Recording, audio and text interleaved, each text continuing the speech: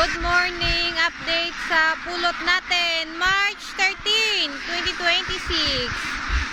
Charan! Ito na po yung ating laglag. 4. Mula dito sa ating RTL na for sale. Hinay-hinay lang sa pagsulong kasi papapintas na pa. Hinay-hinay lang muna sila sa pagsulong kasi nagpapakinis pa sila. Sabi ko nga po sa inyo, naglagas po yung pakpak ng alaga nating itik.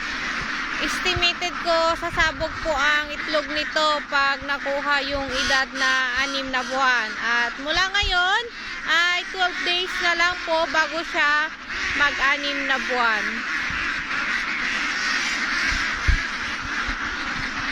For only 350 per head.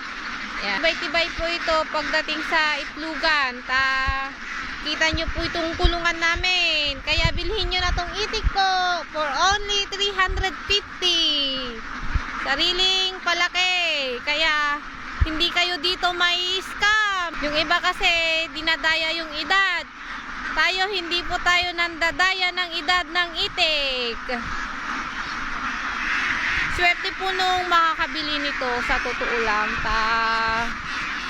Nasa edad na po tong itik natin. Pag hindi siguro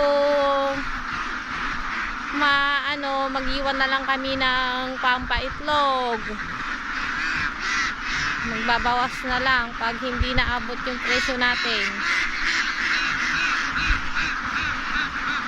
Kasi sobrang laki po talaga ng gastos namin dito.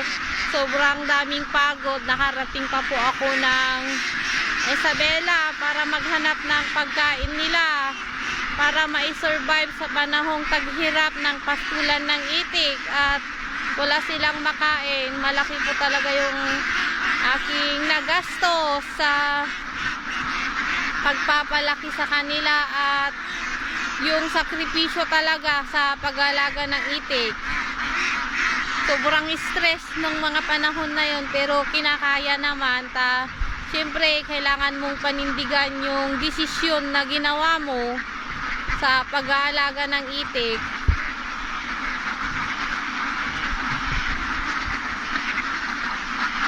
Yan. So, for only 350, kung magbabawas man ako, konti lang po. Konti lang.